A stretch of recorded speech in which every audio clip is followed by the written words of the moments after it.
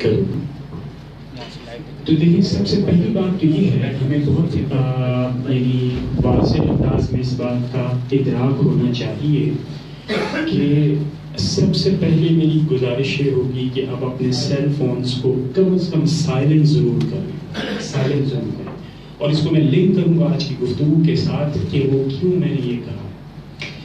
دیکھیں سب سے پہلی بات تو یہ ہے کہ میں ان دنوں میں اسپین میں موجود تھا اور اچانک یہ جو رات کو میں سنتا تھا کہ بھائی پاکستان میں کیا ہو رہا ہے، یوٹیوب دیکھا، پروگرامس پتہ چلا، تو مجھے اس بات کا علم ہوا کہ قصور میں کوئی ایسا واقعہ ہوا ہے اور اس میں پھر پروٹیسٹ شروع ہو گیا ہے. اور پھر تقریباً 10 سے 15 دنوں کے اندر جب میں واپس یہاں پر آیا تو پھر میں نے پوری جو یعنی جسے کہتے ہیں نیوز دیکھی اور مجھے علم ہوا کہ کیا واقعہ ہوا ہے.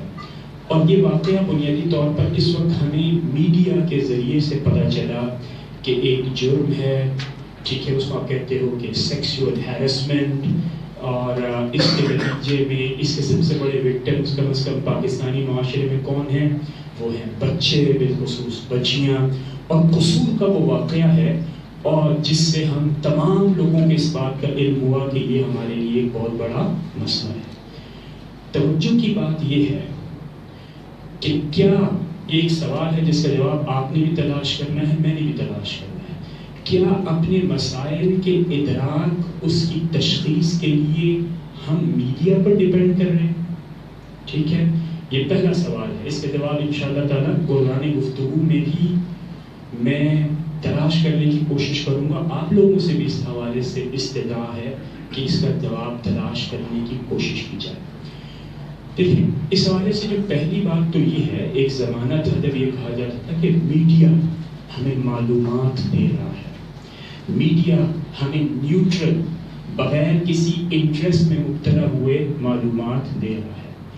عصر حاضر کی جتنی تحقیقات چاہے پاکستان میں ہوں، مغرب میں ہوں، برطانیہ یا امریکہ میں ہوں، وہ یہ بات بالکل کھل کر بیان کر رہے ہیں کہ میڈیا اگر چل جائے کہ الیکٹرانک ہو یا پرنٹ ہو، ڈیجیٹل ہو یا سوشل ہو، یہ بنیادی طور پر مسائل کی معلومات کا نہ تو قابل بھروسہ ذریعہ ہے، بلکہ یہ بنیادی طور پہ بعض مسائل کو اس انداز میں تشکیل دیتے ہیں جس سے معاملات آپ کے معاشرے میں مزید خراب ہونا شروع ہو جاتے ہیں. اچھا، دوسری بات یہ ہے کہ اس پہ ظاہر یہ سوال ہو سکتا ہے کہ مولانا صاحب آپ کیسی بات کرتے ہیں، یہ میڈیا اگر نہ ہوتا تو ہمیں پتہ چلتا ہے کہ قصور میں کیا ہوا ہے. لیکن آپ یہ دیکھیے کہ میڈیا کو ہم نے جگہ دی ہے اپنے معاشرے میں. اس کی ایک مثال سنیے کیا ہے. مثال یہ ہے کہ فرض کریں کہ میں، قاری صاحب، ہمارے رضا بھائی یہاں پر موجود ہیں، قاری شفقت اللہ صاحب ہیں، اس ٹیبل پر بیٹھتے اور چائے پیتے اور پھر گفتگو ہو رہی ہے، میں بسکٹ بھی کھا رہا ہوں، میں سموسے بھی کھا رہا ہوں، میں چائے بھی پی رہا ہوں، اور میں بتا رہا ہوں قاری صاحب کو کہ بھائی اس وقت ہم ماڈل کالونی میں ایک سیمینار کا انعقاد کریں. رضا بھائی نے مجھے بتایا کہ بھائی میں آج اس موضوع پر، اور اچانک سے کوئی صاحب آتے ہیں اور وہ یہ کہتے ہیں کہ قاری صاحب، رضا صاحب یہ کہا ہے اور محبوب صاحب، رضا صاحب نے یہ کہہ دیا. تو اس کا مطلب یہ ہے کہ ہم چاروں کے درمیان ایک اندیکھی چیز آئی ہے جو اس کا مسئلہ، اس کی پریشانی، اس کی خواہش مجھے بیان کر رہی ہے، اور ہم میں اتنی بڑی دراڑ آ چکی ہے کہ ہم ایک دوسرے کے مسائل سننے سے قاصر ہیں، دیکھنے سے قاصر ہیں، ہمیں ان کی تشخیص کا علم نہیں ہے، اور ایک خود ساختہ چیز ہمارے درمیان موجود ہے. تو میں نے آپ سے موبائل سائلنٹ کرنے کے لیے کہا. کیوں؟ آپ یہ دیکھیں کہ ہمارا عام رویہ کیا ہے کہ جس جگہ ہم فزیکل ٹریول کر کے آتے ہیں، جیسے فرض کریں کہ آپ یہاں پر آئیں، فزیکل ٹریول کیا ہے نا، یہاں پر آنے کے لیے آپ نے کم از کم 5 منٹ کی تیاری تو کی ہوگی، کپڑے چینج کیے ہوں گے، یہاں پر آئے ہوں گے، اپنا ذہن بنایا ہوگا، آج ہم ایک علمی گفتگو سننے جا رہے ہیں، کیا ہے؟ اب آپ یہاں پر آ گئے، یہ 20 منٹ نہایت قیمتی منٹ تھے. کسی بیچارے کارپینٹر نے، کسی دوسرے دوست نے آپ کو فون کیا، ہاں بھائی آج آپ کو چل، آپ اٹھے، فون اٹھایا، آپ یہاں سے کے بعد اس کو اٹینڈ کریں. یعنی کیا مطلب ہوا؟ جو زیادہ اہم بات تھی، جو زیادہ قیمتی بات تھی، جن لوگوں کی محفل میں آپ موجود ہیں، ہم موجود ہیں، اس سے آپ کم اہم کی طرف جاتے ہیں. تو موبائل اور میڈیا، چاہے وہ سوشل ہو، جس بھی نوعیت کا ہو، اس وقت سب سے بڑا مسئلہ ہے جو ہم 4 دوستوں کے درمیان، جو کہ میں نے چائے کی ٹیبل کی مثال دی، ہمارے خاندانوں کے درمیان آ کر بیٹھ چکا ہے، ہمارے درمیان خاندانوں میں آ کر بیٹھ گیا ہے۔ کیسے آ کر بیٹھا ہے؟ سنیے، ایسے آ کر بیٹھا ہے کہ آپ صبح فرض کریں کہ آپ ایک فیملی والے آدمی ہیں، سب ہم میں سے اکثر لوگ ہیں، کچھ نوجوان بھی بیٹھے ہیں، وہ انشاءاللہ تعالیٰ فیملی والے ہوں گے۔ آپ گھر سے نکلے باہر، صبح آپ نے رزق حلال کمایا، وہ جو میڈیا پہ صبح مارننگ شو آ رہے ہوتے ہیں، آپ کو پتہ ہے وہاں پہ کیا علمی، کون سی علمی تعمیری بات ہو رہی ہوتی ہے؟ وہاں پہ تقریبی بات ہوتی ہے، وہاں پر لوگوں کی ذہن سازی، آپ کی زوجات کی ذہن سازی کی جاتی ہے، آپ کی بیٹیوں کی ذہن سازی کی جاتی ہے کہ شوہر کو اس طرح ہاتھ میں رکھنا ہے، شوہر سے یہ کروانا ہے، ایسے شوہر اچھے نہیں ہوتے۔ یعنی مستقل برین سٹارمنگ ہم کہتے ہیں، برین سٹارمنگ سے کیا مراد ہے؟ طوفان ہے معلومات کا، جس پر جو آ جائے پھر انسان اس کے ماں سوا یعنی سن کر دیتی ہے وہ معلومات۔ یہ ہو گئی بات۔ اس کے بعد بچے اسکول چلے گئے تھے نا، صبح دوبارہ آئیں گے تو کارٹون شروع ہو جائیں گے، اس کے بعد آپ آئیں گے گھر پر تو کیا ہوگا؟ آپ آ کے پھر حامد میر کا جیو کا شو سنیں گے، یہ کسی اور اینکر کا سنیں گے، اس کے بعد آپ سو جائیں گے۔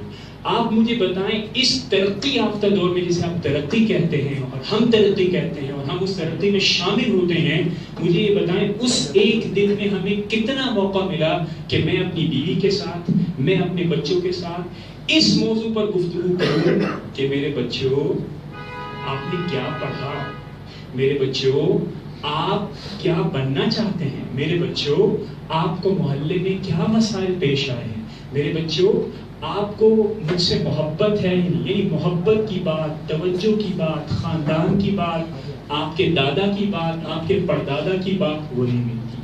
آپ دیکھیے جب سے مزید یہ ترقی ہوئی اس کا دوسرا نتیجہ کیا نکلا؟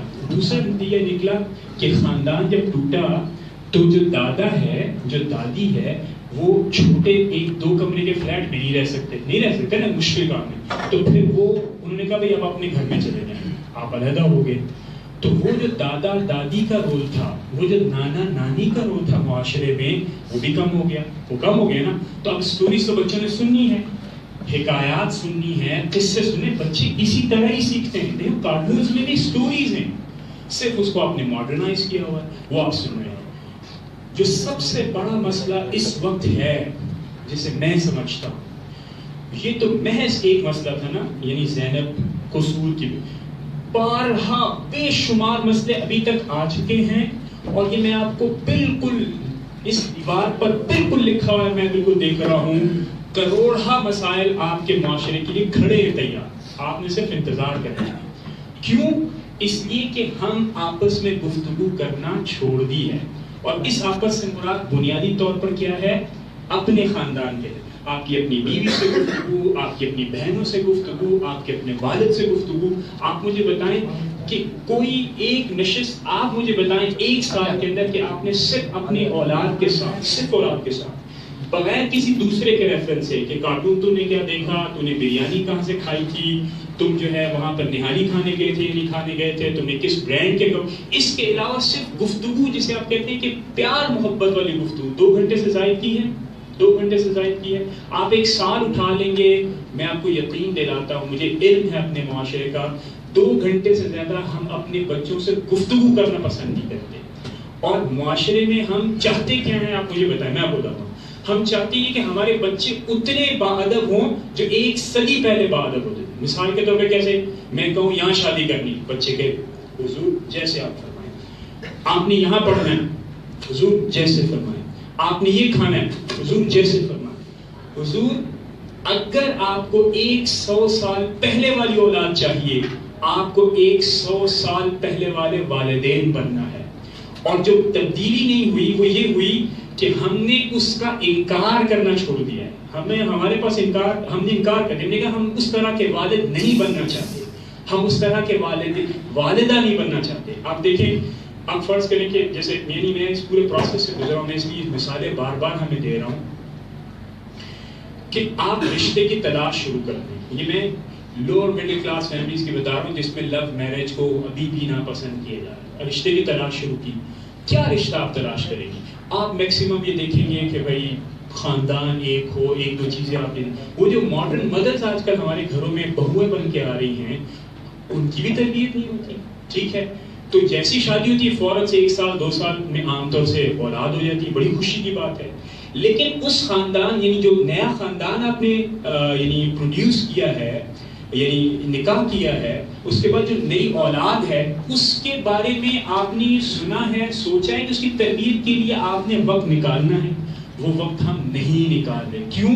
کیونکہ ہم نے اس بات کا تہیہ کر لیا ہے، کہے ہوئے نہیں بغیر کہے، اور کچھ وقت کے جبر کی وجہ سے کہ حالات مشکل ہو گئے ہیں کہ ہم نے اپنی اولاد کی، اپنی خاندان کی تربیت نہیں کرنی ہے. یہ وہ حقیقت ہے جس سے ہم آنکھیں چرا رہے ہیں. لیکن میں یہ بتا دوں آپ کو، آپ جتنی مرضی آنکھیں چرائیں، حل کوئی نہیں کرے گا. آپ مجھے بتائیں میڈیا نے کیا حل کر دیا؟ میڈیا کچھ نہیں کر سکتا. میڈیا تو رات کو 30 لاکھ روپے جو ایک اینکر کو تنخواہ مل رہی ہے، وہ اس نے جسٹیفائی کرنی کہ بھائی اگر جیو مجھے 30 لاکھ روپے ایک شو کا دے رہا ہے، میں جسٹیفائی کروں گا، میں سٹوریز لا کر آؤں، نہیں ہوگی تو میں بناؤں گا، پیدا کروں گا، اس کے اندر مسالہ لگاؤں گا، اس کے اندر شان مسالہ بھروں گا، اس میں مہران مسالہ بھروں گا اور لوگوں کو مزے کرواؤں گا تاکہ میرے 30 لاکھ ہو. اس کا تو وہ کام ہے. اور آپ نے اس کی وجہ سے کیا کیا؟ کیا کمپرومائز کیا؟ آپ نے اپنی اولاد کی محبت کمپرومائز کی. آپ نے اپنی اولاد کے قیمتی، خوبصورت، بڑے حساس جذبات کو کمپرومائز کیا. آپ نے اپنے مستقبل کو کمپرومائز کیا. آپ نے یعنی اپنی جو امیدیں ہیں اس کو کمپرومائز کیا. حتیٰ کہ آپ نے پوری انسانیت اور اسلام کو بھی کمپرومائز کیا. ٹھیک ہے، ابھی تک جو گفتگو ہوئی، چونکہ میں اس کو کنکلوڈ کروں گا، 20 منٹ کا ٹائم ہے. گفتگو کا آغاز میں نے یہاں سے کیا کہ اس وقت بڑا مسئلہ یہ نہیں ہے کہ باہر جرائم ہو رہے ہیں اور آپ نے بچوں کا تحفظ کیسے کرنا ہے. یہ محض ایک کڑی ہے. دوسرا میں نے یہ کہا کہ ہمارے خاندان میں جو بڑا مسئلہ ہے وہ ہے گیپ آ گیا. گیپ کیسے آیا؟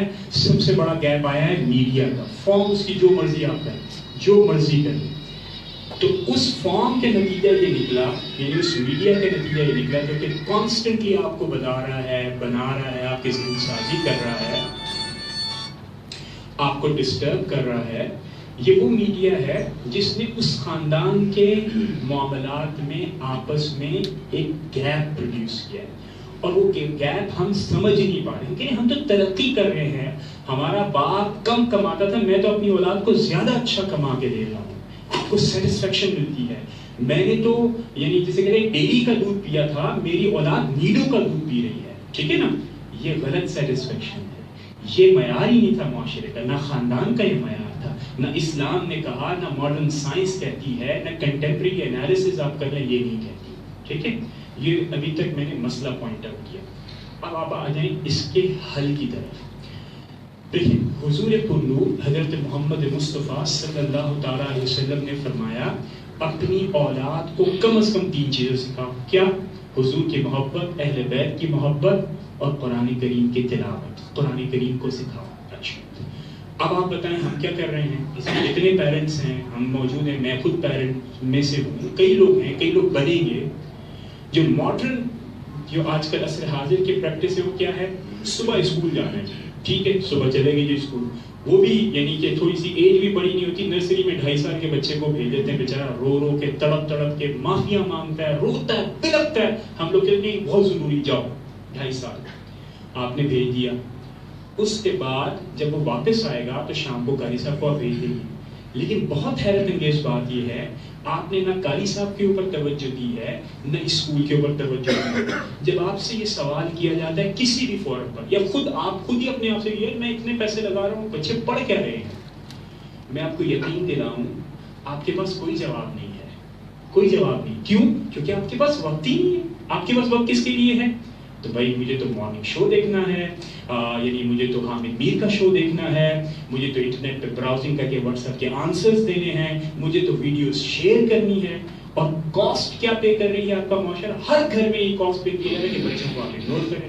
جب آپ بچوں کو اگنور کریں گے تو بچے جیسے جیسے گرو کریں گے، ان کو آپ نے انٹرنیٹ کی فیسلٹیز دی ہوئی ہیں، ان کے پاس موبائل ہیں، ان کے پاس باہر کا ماحول ہے. اور اس سے میں انکار نہیں کر رہا کہ باہر کا ماحول خراب نہیں ہے، خراب ہے.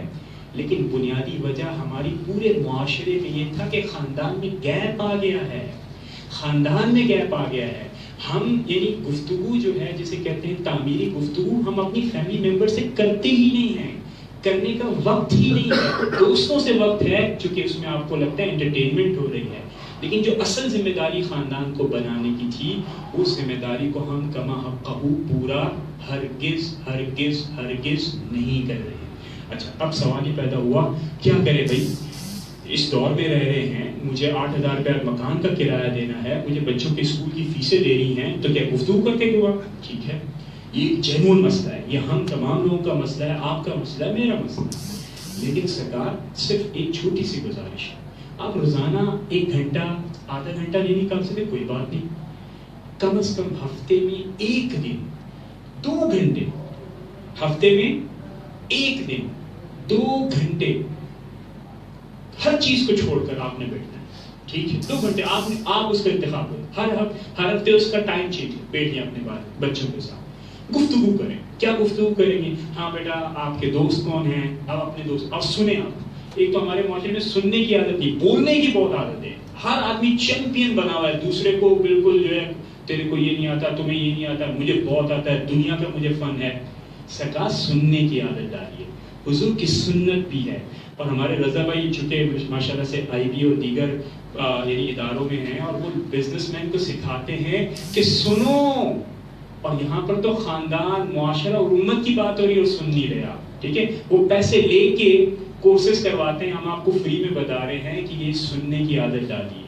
اچھا سنیں اپنے بچے کی بات، اس کے دوست کون ہیں، اس کے اساتذہ کون ہیں، ان کے ساتھ ریلیشن شپ کیا ہے. اب آپ بتائیں ہم نے خود اپنے اساتذہ کے ریلیشن شپ کیا خراب کیا ہے؟ ہم تو بھائی آپ کو 1000 روپے دیتے ہیں، کیسے تمہاری ہمت ہے تم نے میرے بچے کو مارا ہے؟ یہ نہیں ہے.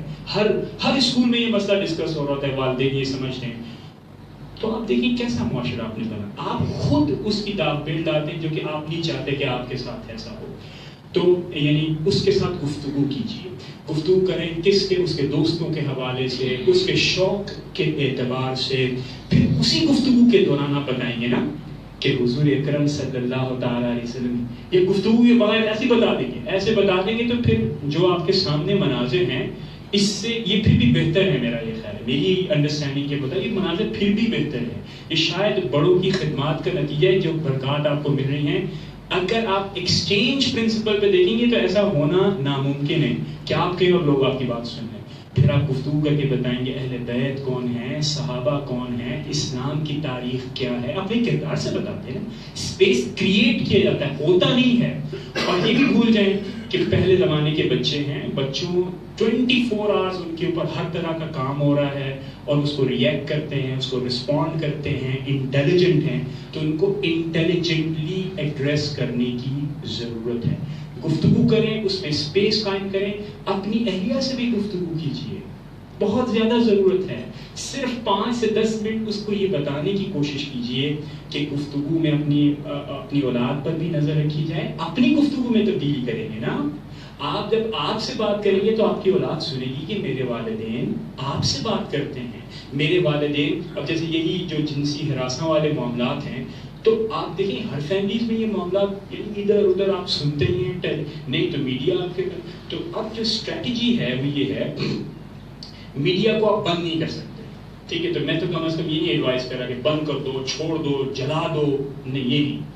میڈیا کو لمٹ کیجیے. نمبر 1 لمٹ کیجیے. ٹائم خود بھی کم کریں گے، بچے بھی کم کریں، گھر میں بھی کم کیجیے. ایک اور وہ ہر طرح کا میڈیا، صرف ڈیجیٹل میڈیا نہیں، سوشل میڈیا جو موبائل ہر وقت ہم اپنے ساتھ لے کے گھوم رہے ہوتے ہیں، اس کو آپ کو کم کرنا ہے. دوسری بات کیا ہے، اس کو کم بھی کریں اور اس کے اوپر چیک کیسے رکھیں. آپ گفتگو کریں. مثال کے طور پہ میرے بچوں کو کارٹون کا کیریکٹر اچھا لگتا ہے، آپ اپنے بچوں کو یہ بتا سکتے ہیں کہ یار اس سے تو دیکھو یہ کتنا نفرت ہے. انسان ایسے تھوڑی ہوتے ہیں جو کہ کسی کی نفرت میں اس کو جان سے مار دیتے ہیں. آپ کا ایک کامنٹ بچے کے ذہن میں آ گیا، اب پھر 1 مہینے کے بعد دوبارہ ایک کامنٹ.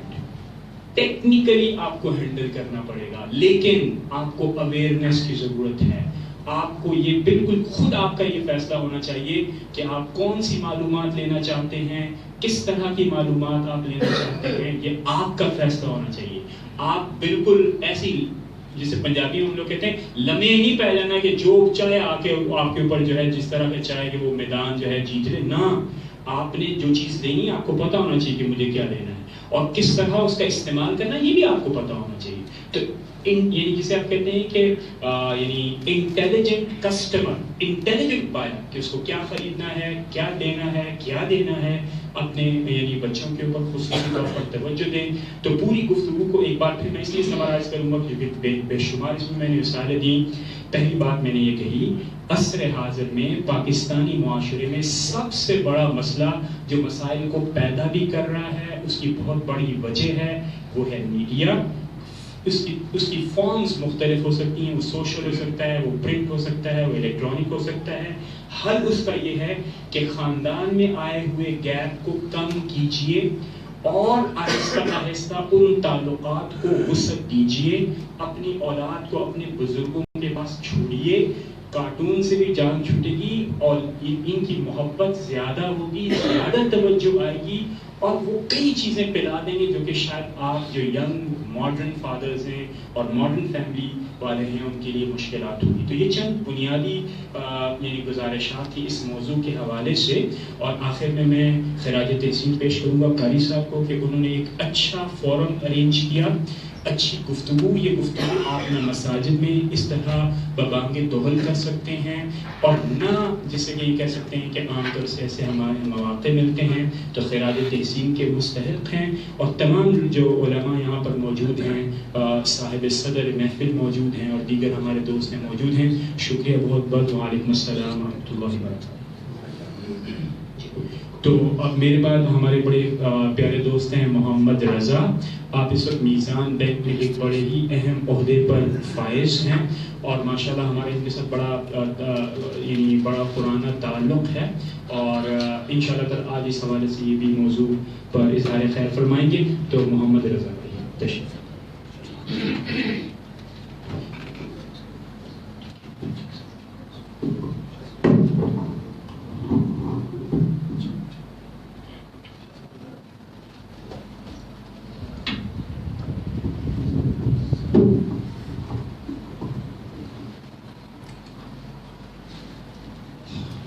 نصلي ونسلم على رسوله الكريم. اما بعد فاعوذ بالله من الشیطان الرجیم. بسم اللہ الرحمن الرحیم. تمام تعریفیں اللہ رب العزت کے لیے جو کل جہانوں کا پالنے والا ہے اور بے شمار درود و سلام میرے اور آپ کے آقا و مولا حضور نبی کریم رؤوف الرحیم کے ذات گرامی پر کہ جنہیں اللہ رب العزت نے رحمت للعالمین بنا کر مبعوث فرمایا.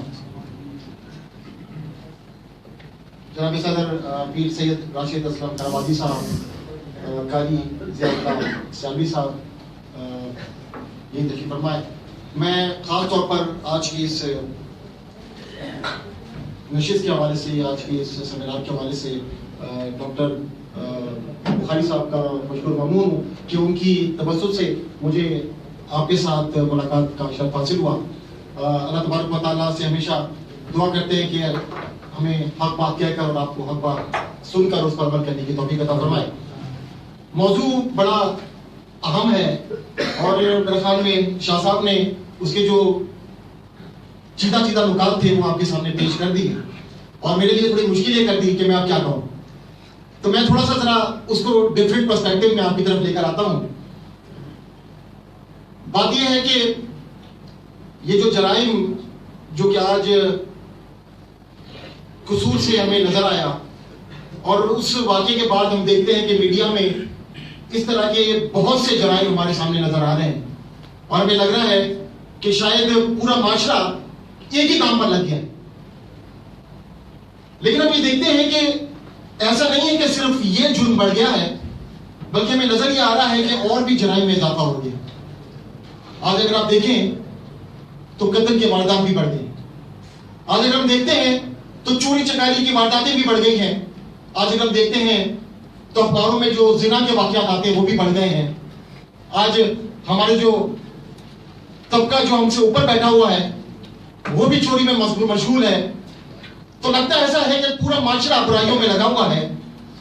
لیکن اس چیز کو سمجھتے ہوئے ہم اگر اپنے دل میں جھانکیں تو ہمیں اللہ تبارک و تعالیٰ کا بڑا شکر ادا کرنا چاہیے کہ اللہ تبارک و تعالیٰ نے ہم پر اجتماعی عذاب نازل نہیں کیے.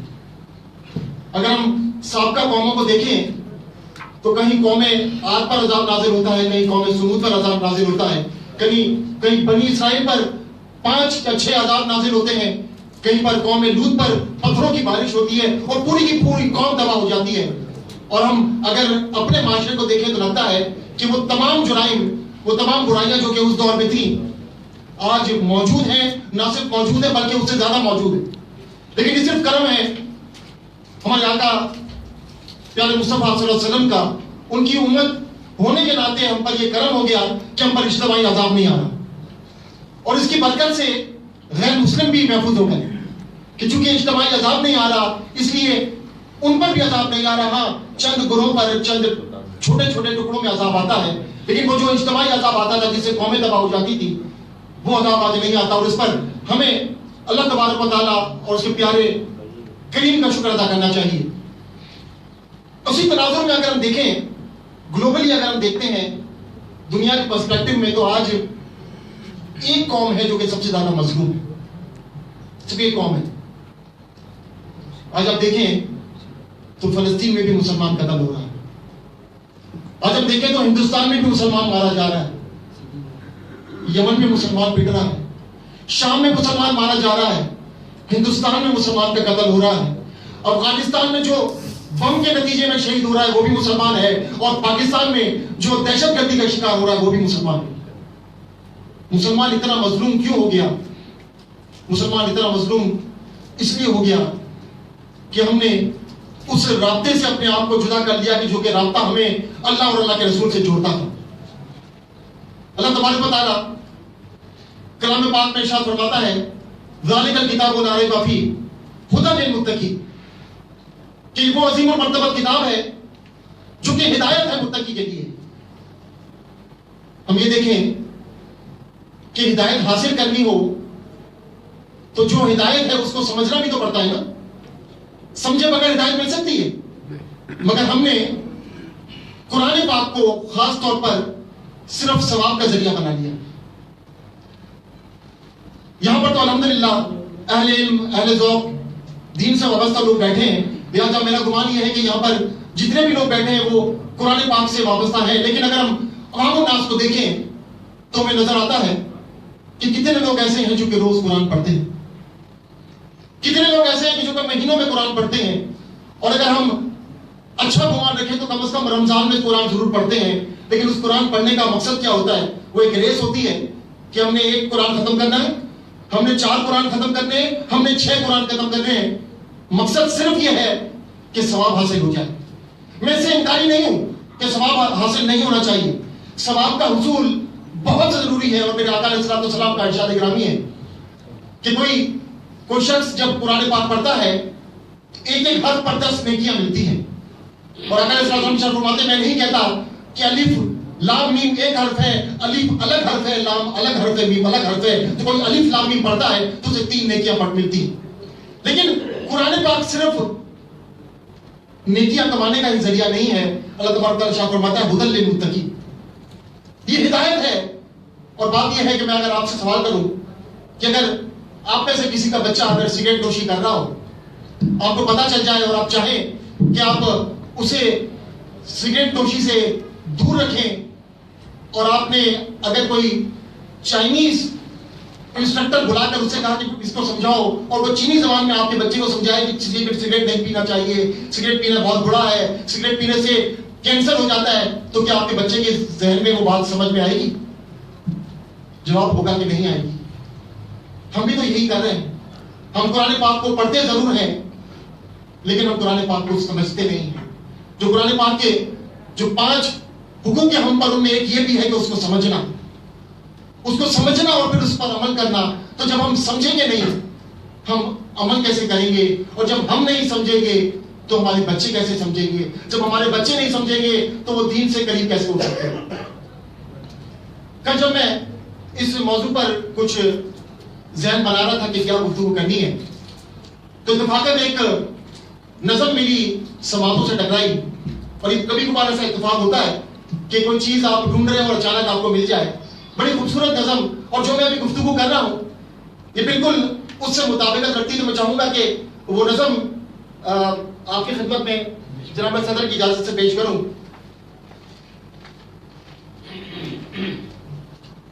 ये जो नज़म है, ये जो शायर ने, ये इंडियन शायर है, नाम मुझे नहीं पता, ये उसने उस तराजुर में लिखी है कि अल्लाह तबारक व तआला बंदों से मुखातिब है, जो अल्लामा इकबाल का एक मशहूर फलसफा था,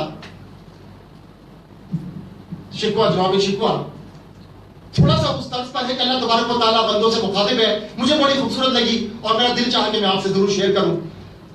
शायर कहता है, मेरे रब की मुझ पे इनायत हुई, कहूं भी तो कैसे इबादत हुई, हकीकत हुई जैसे मुझ पर आया, कलम बन गया खुदा की ज़बान। मुखातिब है बंदे से परवरदिगार, तू हुस्ने चमन तू ही रंगे बहार, तू मेराज फन तू ही फन का सिंगार, मुसव्विर हूं मैं तू मेरा शाहकार। ये सुबह, ये शामें, ये दिन और रात, ये रंगीन दिलकश हंसी कायनात, ये हीरो हुरो मलक, वो जिन्नत में किया है तुझे अशरफुल मखलूकात। मेरी अज़मतों का हवाला है तू ही रोशनी है, उजाला है तू, फरिश्तों से सजदा भी करवा दिया कि तेरे लिए मैंने क्या क्या किया। ये दुनिया जहां बज़्म आराइयां, ये महफिल, ये मेले, ये तन्हाइयां, फलक का तुझे शामियाना दिया, ज़मीन पर तुझे आबो दाना दिया। मिले आबोशारों से भी हौसले, पहाड़ों में तुझको दिए रास्ते, ये पानी हवा और ये शम्सो कमर, ये मौजे रवा और ये किनारा भंवर, ये शाखों पर गुंचे छिटकते हुए, फलक पर सितारे चमकते हुए, ये शोला, ये शबनम, ये मिट्टी, ये संग, ये झरनों के बजते हुए जलतरंग, ये झीलों में बहते हुए हैं कमल, ये धरती पे मौसम की लिखी गजल, ये सर्दी, ये गर्मी, ये बारिश, ये धूप, ये चेहरा, ये कद और ये रंग रूप, दरिंदों चरिंदों पे काबू दिया, तुझे भाई देकर बाजू दिया, और उस पर ये किताबें हिदायत भी दी, नबी भी उतारे, शरीयत भी दी। गरज के सभी कुछ है तेरे लिए, गरज के सभी कुछ है तेरे लिए, बता क्या किया तूने मेरे लिए, बता क्या किया तूने मेरे लिए। ये हम थोड़ा सा अगर अपने जहनों को उस तरफ लेकर आए तो अल्लाह तबारक व तआला का हम पर कितना खास करम है कि हम जिंदगी भर अगर उसका शुक्र अदा करते रहें तो यकीनी तौर पर शुक्र कहाँ अदा नहीं होगा। शेख सादी अलैहि रहमा फरमाते हैं कि अगर हम जिंदगी भर भी शुक्र अदा करते रहें तो हम शुक्र का हक अदा कर ही नहीं सकते। फरमाते हैं कि जब इंसान सांस अंदर लेता है और सांस बाहर ना आए तो इंसान हलाक हो जाता है। अगर सांस अंदर जाए और बाहर ना निकले तो इंसान हलाक हो जाए, और सांस बाहर निकले और अंदर ना जाए तो इंसान हलाक हो जाता है। शेख सादी रहमा फरमाते हैं कि जब बंदा अल्लाह का शुक्र अदा करते हुए अल्हम्दुलिल्लाह कहता है तो एक बार शुक्र अदा करता है, उसका एक बार सांस बाहर निकलता है, एक बार सांस अंदर आता है। ये अल्लाह का कितना खास करम है। लेकिन हमने अल्लाह तबारक व तआला का शुक्र अदा करना छोड़ दिया है। हमने, और मैं हम जब कहता हूं तो मैं हमसे मुराद सिर्फ यहां पर मौजूद लोग नहीं, बल्कि हमसे मुराद वो अवाम नास है जिनकी हम बात कर रहे हैं। आज हम देखें तो आज कितने लोगों के जिनका दीन से राब्ता है, लोगों ने अपना राब्ता दीन से सब इतना कर लिया है कि नमाज पढ़ ली जाए, रोजे रख लिए जाए, अगर दिल करे तो ज़कात अदा कर दी जाए, और अगर कभी मौका लगे बुढ़ापे में हज भी कर लिया जाए। ये बस दीन रह गया है। डॉक्टर साहब ने बात की तालीम और तरबियत की। मेरा जो नुक्ता नजर है वो ये है कि तालीम बहुत जरूरी है, लेकिन इसकी तरतीब उल्टी होनी चाहिए। ये तालीम और तरबियत नहीं बल्कि तरबियत और तालीम होनी चाहिए। और अगर हम अपने आका अलैहिस्सलाम की हयात तय्यबा भी देखें तो लफ्ज इकरा कब नाजिल होता है? जब आका अलैहिस्सलाम की उम्र 40 साल, उस वक्त जब हुक्म नाजिल होता है इकरा बिस्मि रब्बिकल लज़ी। और उससे पहले मेरे आका अलैहिस्सलाम जिन लोगों में आपने दीन का इकरार करवाना था, जिनको दीन पेश करना था, उनको क्या करते रहे? उनकी तरबियत फरमाते रहे, उन्हें यह बताते रहे कि सच्चाई क्या है, उन्हें यह बताते रहे कि दयानतदारी क्या है, उन्हें यह बताते रहे कि हक पर रहना क्या है। और जब वो समझ गए तब उन्हें बताया कि पढ़ो इकरा। तो बात यह है कि हम अपना सारा जोर अपने बच्चों की तालीम पर लगा देते हैं, हम अपने बच्चों की तरबियत नहीं कर पाते, हम अपने बच्चों को वो माहौल नहीं दे पाते जो कि माहौल उन्हें अच्छाई और बुराई से जुदा कर सकती है। और हम उम्मी तौर पर जो हमें वालिदैन हैं, हम ये समझते हैं कि वालिदैन का सिर्फ काम ये है कि उन्हें खाना पीना फराहम कर दिया जाए, उन्हें छत फराहम कर दी जाए, उन्हें तालीम फराहम कर दी जाए, यहां पर हमारा काम खत्म हो जाता है।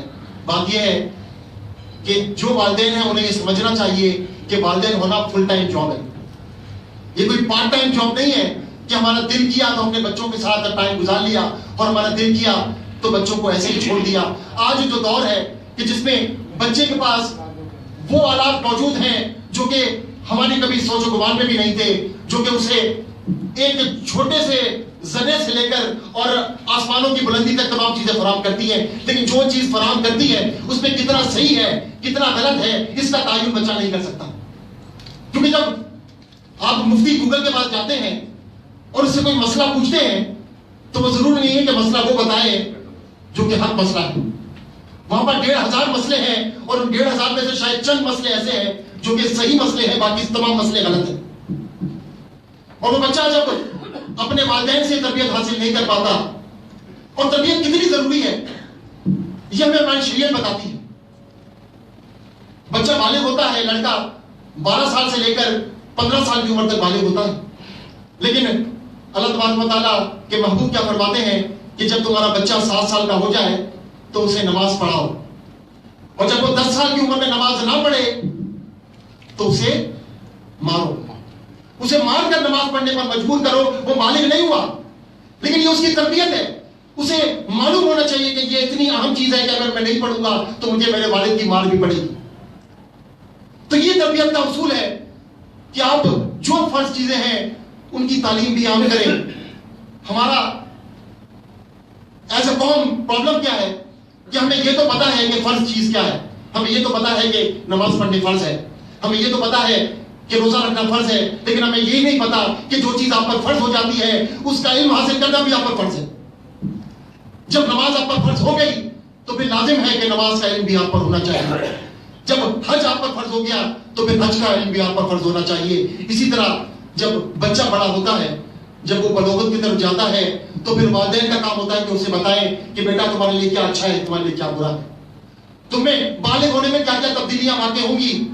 और ये तब्दीलियां ऐसी नहीं क्योंकि माफूकुल फितरत है, ये ऐसी नहीं कि जिससे तुम्हें शर्मिंदा होना है, ये सबके साथ है। लेकिन जब वालिदैन अपने बच्चों को ये बातें नहीं बताते, जो बाहर से सीखते हैं, जब बाहर से सीखते हैं तो वो गुमराह हो जाते हैं। बहुत सी बातें हैं जो शायद मुख्तसर सी वक्त में उसका अहाता ना हो सके, लेकिन मैं जो अपनी गुफ्तगू को समेटने के लिए जो बात करूंगा उसकी बात सिर्फ 2 चीजों पर मैं खत्म करूंगा कि सबसे पहले तो हम दीन के साथ अपनी वाबस्तगी को और पुख्ता करें। हमसे मुराद हमारे घर वाले भी, सिर्फ मैं अकेला अगर दीन से वाबस्ता हूं, मेरी ज़ौजा, मेरे बच्चे नहीं हैं तो उनकी जिम्मेदारी भी मुझ पर है क्योंकि वो मेरे सरपरस्त हैं, मैं उनका सरपरस्त हूं, मेरे ज़ेरे निगरानी है। लिहाजा अगर वो भी गुमराह होते हैं तो उनकी भी जिम्मेदारी मुझ पर होती है। लिहाजा सबसे पहले तो हम अपने आप को, अपने खानदान को दीन से करीब करें, इल्म हासिल करने के लिए कोशिश करें। इल्म जो दीगर दुनियावी इल्म है वो भी जरूरी है, लेकिन जो दीन का इल्म है वो फर्ज ऐन है। वो अगर हमने छोड़ दिया और हमने सिर्फ ये देखा कि जो जैसा नमाज पढ़ रहा है हम भी वैसा नमाज पढ़ लें, तो शायद हम इबादत की कोशिश तो कर सकें, इबादत का हुसूल हासिल ना कर सकें। लिहाजा सबसे पहले तो हमें अपने आप को दीन की तरफ वाबस्ता करना होगा, इल्म के हुसूल के लिए कोशा रहना होगा, अपने बच्चों पर तवज्जो देनी होगी। सिर्फ ये नहीं कि हम ये सोच लें कि हमने बच्चों को कुछ सहूलियत मुहैया कर दिया, अब हमारा काम खत्म हो गया, क्योंकि असल जो प्रॉब्लम है वो हमारी अपनी जात के साथ होता है। हम ये डॉक्टर साहब ने मीडिया की बात की, डॉक्टर साहब ने और बहुत सारी गुफ्तगू की। मैं एक छोटी सी कहानी आपके साथ शेयर करके अपनी गुफ्तगू खत्म करूंगा। और ये कहानी है एक ऑर्गेनाइजेशन की, जहां पर उस ऑर्गेनाइजेशन के मुलाजमीन जब एक सुबह जब अपने दफ्तर पहुंचे अपने अपने टेबल पर पहुंचे तो उन्होंने वहां पर एक पर्चा लगा हुआ देखा जिस पर ये लिखा हुआ था कि इस कंपनी का वो मुलाजिम, इस कंपनी का वो एम्प्लॉय जो कि आपकी तरक्की में हायल था, जो कि आपकी तरक्की में रुकावट था, उसका इंतकाल हो गया। और अगर आप उसका आखिरी बार दीदार करना चाहते हैं तो फला जगह पर पहुंच जाए। वो मुलाजिम वो उस जगह पर पहुंचे तो वहां पर एक मैयत रखी हुई थी। वो लोगों को पहले तो अफसोस भी हुआ कि यार ये इंतकाल कर गया, लेकिन फिर दिल में खुशी भी हुई कि ये जो हमारी तरक्की की रुकावट था ये रोड़ा खत्म हो गया, ये रास्ते से खत्म हो गया।